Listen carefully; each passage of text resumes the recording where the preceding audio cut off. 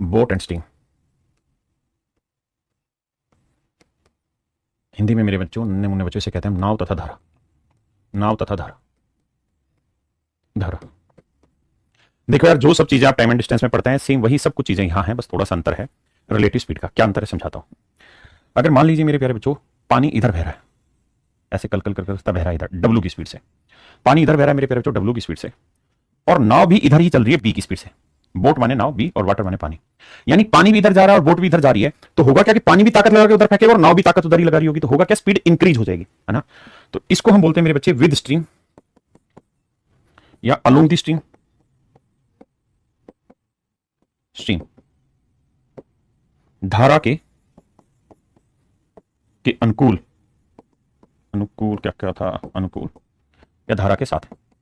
तो ऐसे केसेस में मेरे प्यारे बच्चों जुड़ जाएगी, बोट प्लस वाटर हो जाएगी स्पीड। हाँ जी। दूसरा मेरे प्यारे बच्चों, अगर पानी बह रहा है इधर डब्ल्यू की स्पीड से और नाव आ रही है इधर बी की स्पीड से, तो इसे हम मेरे प्यारे बच्चों कहते हैं अपस्ट्रीम। क्या कहते हैं, अपस्ट्रीम, यानी अगेंस्ट द स्ट्रीम बोलते हैं। अगेंस्ट द स्ट्रीम बोलते हैं मेरे बच्चे,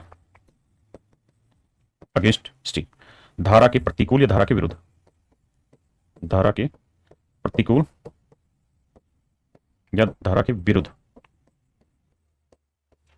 ये होता है मेरे बच्चे बोट माइनस वाटर। आपके यहाँ माइनस क्यों हो रहा है, जबकि रिलेटिव स्पीड में तो जुड़ना चाहिए था। इसलिए हो रहा है क्योंकि पानी इधर बह रहा होगा ऐसे करके और नाव इधर आ रही होगी, दोनों की स्पीड टकराएगी। जब टकराएगी तो स्पीड घटेगी, बढ़ेगी नहीं मेरे बच्चों, ध्यान रखना। हाँ जी।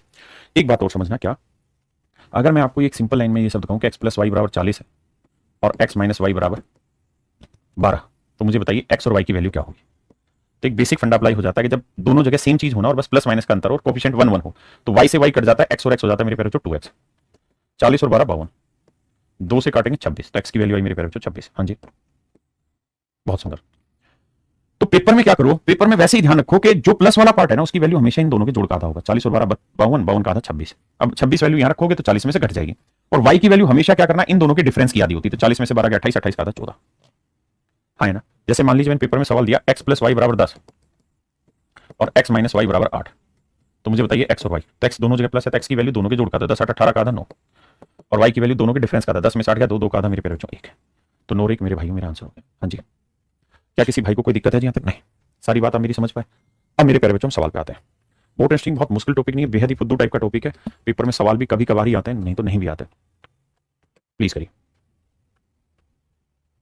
एक भाई कह रहा है टाइम स्पीड डिस्टेंस खत्म हो गया। मेरे भाई ये टाइम स्पीड डिस्टेंस का ही पार्ट है।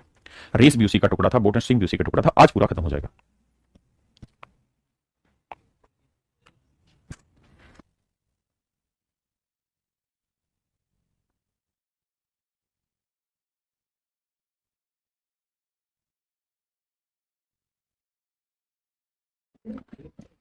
आइए मेरे बच्चे, कहते हैं एक नाव धारा के साथ 21 किलोमीटर प्रति घंटा और धारा के विरुद्ध 9 किलोमीटर प्रति घंटे की चाल से चलती है।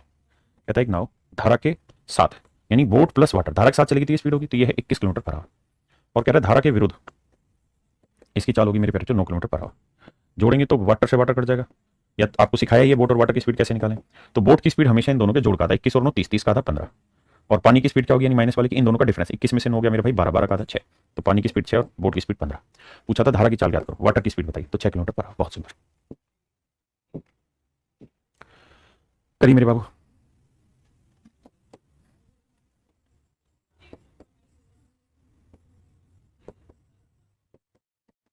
कह रहा है एक तैराक धारा के साथ 14 किलोमीटर प्रति घंटा चाल से, तो बोट प्लस वाटर, और धारा के विरुद्ध 6 किलोमीटर पर आवर, तो बी माइनस वाटर 6।